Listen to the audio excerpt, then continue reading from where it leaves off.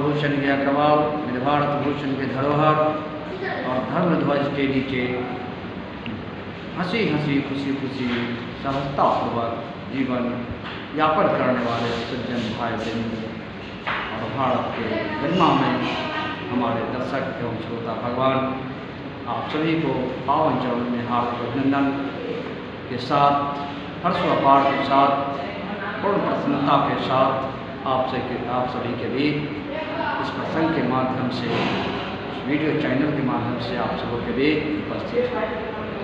आज के इस महान प्रसंग में उन भगवान राम की उन चरित्र का उद्भव किया जा रहा है, उन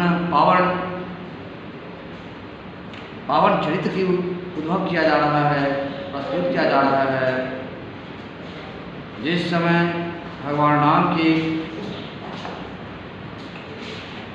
जांचों उपरांत एक शब्द आता है, बहुत के मन में होता है कि भगवान राम सचमुच में वही मर्यादा पुरुषोत्तम भगवान राम हैं जो सुनते थे, या कि कोई और है, या कि कच्चा राम है कि पक्का राम है, या कि नकली राम है।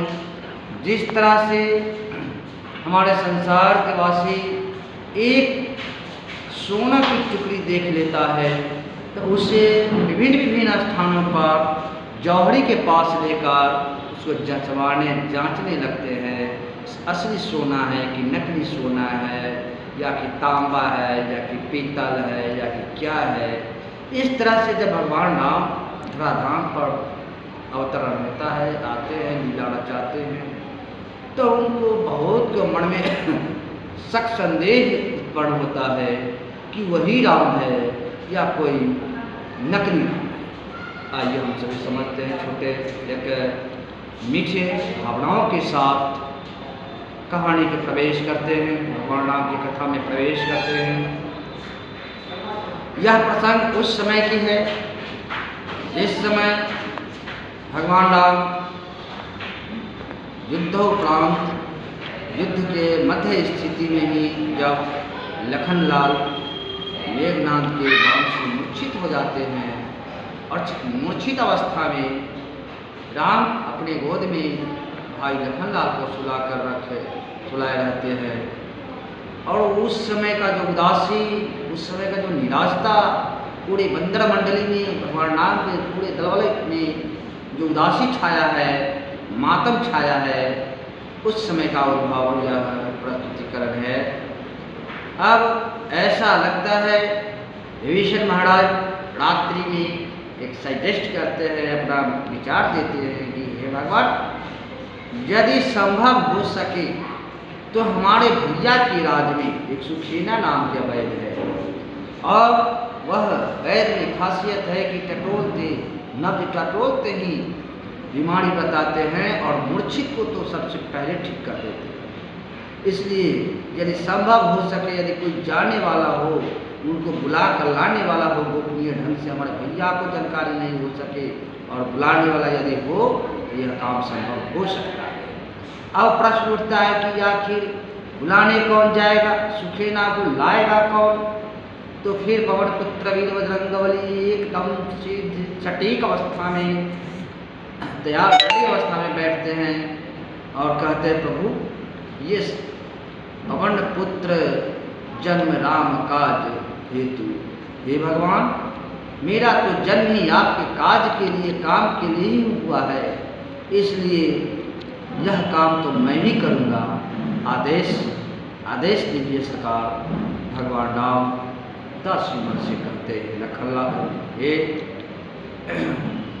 हनुमान जी महाराज, यदि आपके द्वारा यह काम संभव हो सकता है, भगवान क्या नहीं जानते थे, अंतर्यामी प्रभु श्री राम, कण कण में छुपे मेरे राम, सब कुछ जानने वाले, लेकिन हम सबों के बीच उदासी मन से एक लीला रचाते हुए एक अपना अवधारणा पाठ बजाते हैं और कहते हैं कि यदि संभव हो सके हनुमान जी महाराज, तो आप जाओ और सुखेना जी को एकदम रात ही रात बुलाकर सम्मान पूर्वक ले आइए, ताकि मेरा लखन का मूर्छित दूर हो सके और पुनः अवस्था में आए, चेतन की अवस्था में हमसे उसी तरह से हंस कर बात करे।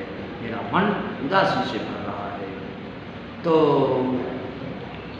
आदेश पाते हैं हनुमान जी महाराज, भगवान राम के चरण में माथे टेकते हैं, भगवान राम आशीर्वाद देते हैं और जय श्री राम की घोष करते हैं वायु वेग से आकाश मार्ग से हनुमान जी प्रस्थान करते हैं और वहाँ जाकर सुखीना को पुनः जो है जैसे विभीषण जी ने बताए थे उस माध्यम से जाकर और सुखीना जी को चलने की आग्रह करते हैं, लेकिन एक दो शब्द में वह आने से कतराते हैं। तो ऐसी अवस्था में हनुमान जी उनके पूरे घर सहित ही उनको उठा लेते हैं और आसानी से अपने मंडली में वायु वेग से आकाश मार्ग से लेकर पहुंचा देते हैं। जब आ जाते हैं तो जब लखनलाल जब वीर हनुमान जी जब यात्रा कर लेते हैं उस समय विद्वानों ने कहा, गायक सिंगरों ने कहा कि जल्दी हनुमत जी मोर लाखन पागल राही जैत हनुमत जी से जल्दी लौटी हनुमत मोर हनुमत जी। हे हनुमत जी, हनुमान जी महाराज आप जल्दी से जल्दी जाओ और शीघ्र से शीघ्र एकदम बिना समय बिताए जल्दी आ जाना। जब भगवान राम के आदेश पाकर हनुमान जी वहाँ पहुँचे और सुखीना बैठ के लेकर उपस्थित होते हैं, तो इसी बीच में सुखीना जी महाराज को भगवान राम के दर्शन पाते हैं। मन में संदेह उत्पन्न होता है कि जो राम मैं सुनता था वही राम है कि कोई दूसरा राम है। इसलिए वह क्या करते हैं, अपने मन में सोच लेते हैं कि यदि नकली राम होंगे तो मुझ पर क्रोध करेंगे और अपनी धर्म की वचन से अडिग हो जाएंगे और भाई को बचाने के लिए कुछ भी कर सकते हैं, मजबूर हो सकते हैं।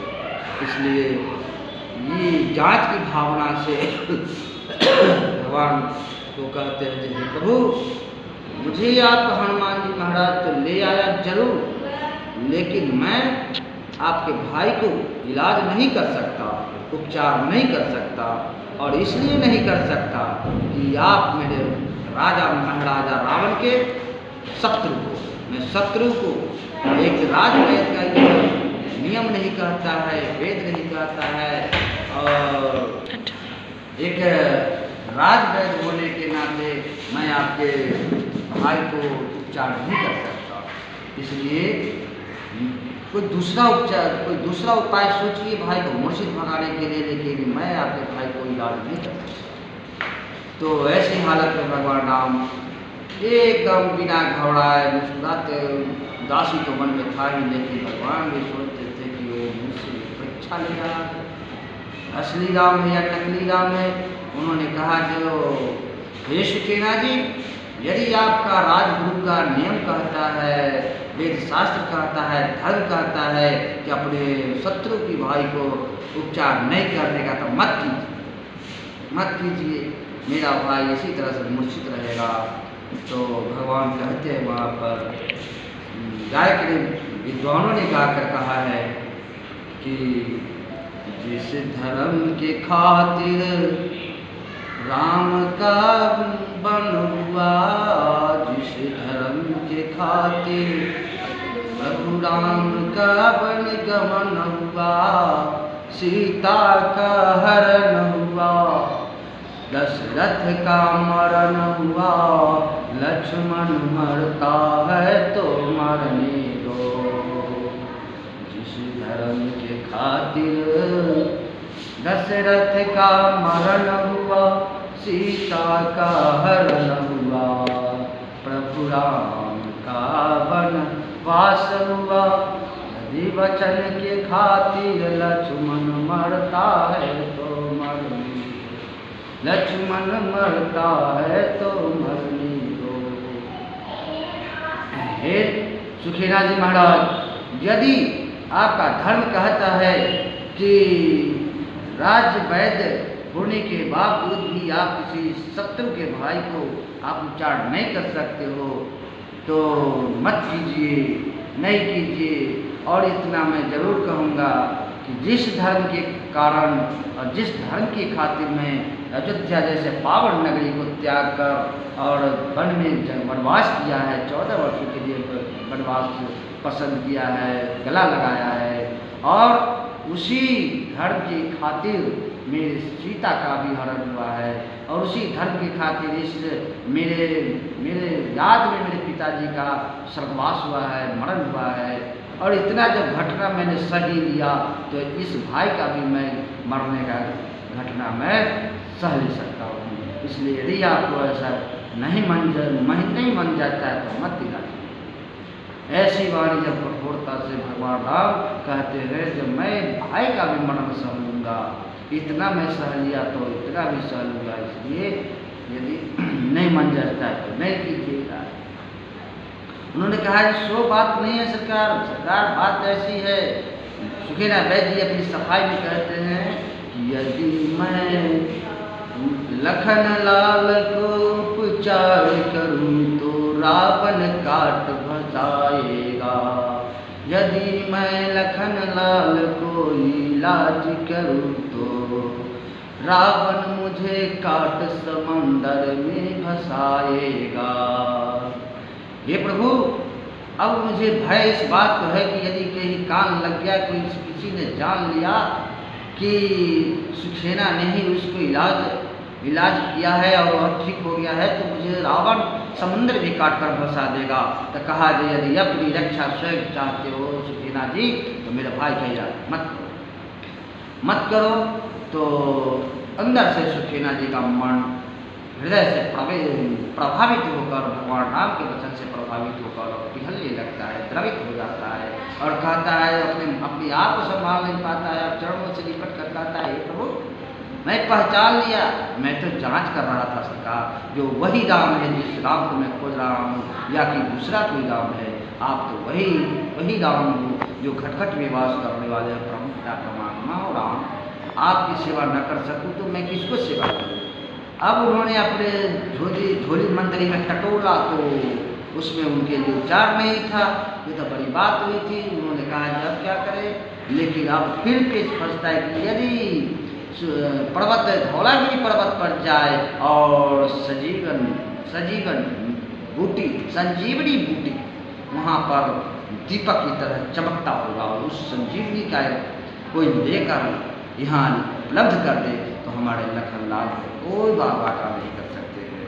फिर हनुमान जी महाराज तैयार होते हैं, भगवान राम से आशीर्वाद पाते हैं और जय श्री राम को घोष करते हुए भाई।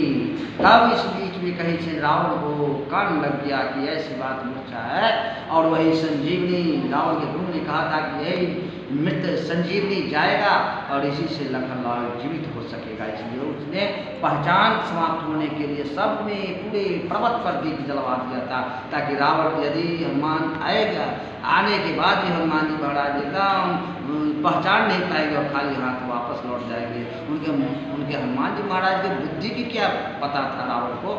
तो जब भी हनुमान जी महाराज आए तो सारे भी दीप जल रहे थे, उनको समझ में नहीं आता। हनुमान जी कहते कि हे प्रभु, आपने कैसा माया रच दिया, मुझे ये भेजा भी दिया लाने के लिए, और इतनी माया है आपने रचवा दिया कि हमको तो पता ही नहीं चलता है कि कौन सजीवन बूटी लेकर जाए। प्रभु मोही सजीवन बूटी लाखी न पड़ी, प्रभु जी सजीवन बूटी लाखी न पड़ी।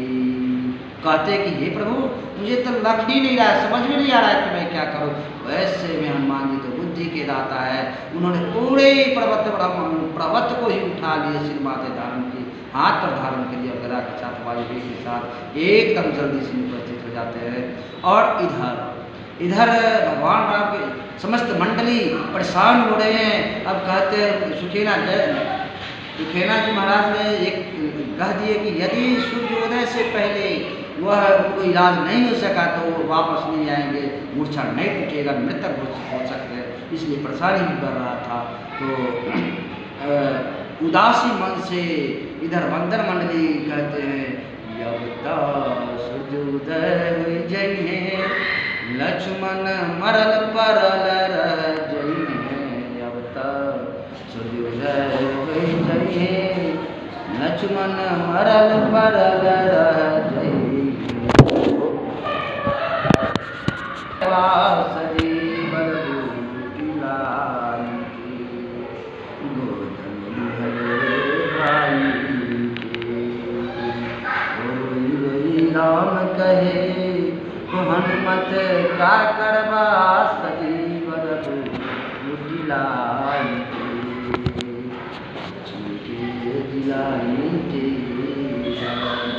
अब तक सुविधय हो जाइए, लक्ष्मण मरल परल रह गई है। मेरे भाई बहनों, कथा को विशेष प्रारूप न देते हुए आप थोड़ा सा 2 मिनटों के समय के माध्यम से थोड़ी सी एक और स्पीच में घटना घटती है। घटना यह कि जब मध्य रात्रि को हनुमान जी महाराज वायु वेग से धौलागिरी पर्वत लेकर अयोध्या सीमा से आकाश मार्ग से लौट रहे थे, तो संजोग उसमें ब्रह्म मुहूर्त होने वाला था। भरत जी महाराज बैठकर भाई राम के प्रभु श्री राम के ध्यान में बैठने का उनका समय हो चुका था, इसलिए ध्यान में बैठने के लिए उठे हुए थे, हाथ में धो रहे थे बाहर। तो देखते हैं कि आकाश मार्ग से तेजी से एक दिव्य शक्ति जा रहा है रोशनी के साथ। भरत जी महाराज के समझ में ये आता है कि हो सके हमारे भाई हमारे भैया राम के, हो सकता है कोई दुश्मन जा रहा है, रावण कहीं भेजा होगा। बहुत सारी बातें उन्होंने सोचकर एक बार धनुष बाण चढ़ाते हैं और साथ देते हैं। और हनुमान जी महाराज को जाकर रास्ता घेर देता है, शक्ति छीन हो जाती है और पर्वत के सहित राम राम करते हनुमान जी आकाश से नीचे आ रहे होते हैं। जो ही राम राम सुनते हैं, भरत कहेगा मुझसे तो बहुत बड़ी अनहोनी बात हो गई है, भैया राम का ही तो सेवक लगता है, भैया राम का ही तो नाम ले रहा है। जो ही आते हैं हनुमान जी महाराज दंडवत प्रणाम करके अपने परिचय देते हैं, कहते हैं कि इस तरह की बात है कि ऐसी ऐसी घटना है। तुरंत जो है से अपनी बाण की सीट पर इतना तेज गति से साधे हैं, इतना तेज गति से भरत जी महाराज साधे हैं कि दौड़ते दौड़ते बड़ी वायु वेग और तुरंत पहुँच जाते हैं। इधर सबके मन में शांति होता है। सुखेला जी बैठ वह मृत संजीवनी बूटी पिलाते हैं और भाई लखनलाल राम राम करके उठते और कहते हैं भैया आपने मुझे कच्चे नींद में जगा दिया है। मेरे धर्म प्रेमी सज्जन भाई मेरे बातों को वाणी को विराम लगा देंगे। अगले प्रसंग में हम प्रस्तुत करेंगे आखिर भरत जी महाराज और राम के बीच का एक छोटा सा प्रसंग था और हनुमान जी को उसमें जो है से मान थोड़ा ज़्यादा पर खेत पहुँचता है। उस प्रसंग को और आगे की प्रसंग को मैं अगले प्रसंग प्रस्तुत करेंगे। अब तक के लिए इतना ही। सेवा उपलब्ध है। जय श्री सीताराम महाराज की जय, वृंदावन बिहारी लाल की जय, प्रभु श्री रामचंद्र भगवान की जय, भक्त और भगवान की जय, गुरु भगवान की जय, संत समाज की जय, चोला भगवान की जय। जय जय सीताराम। यदि अच्छा लग जाए, मन को छू जाए तो इसे लाइक शेयर अवश्य करेंगे। और धन्यवाद मेरे श्रोता भगवान। जय जय सीताराम।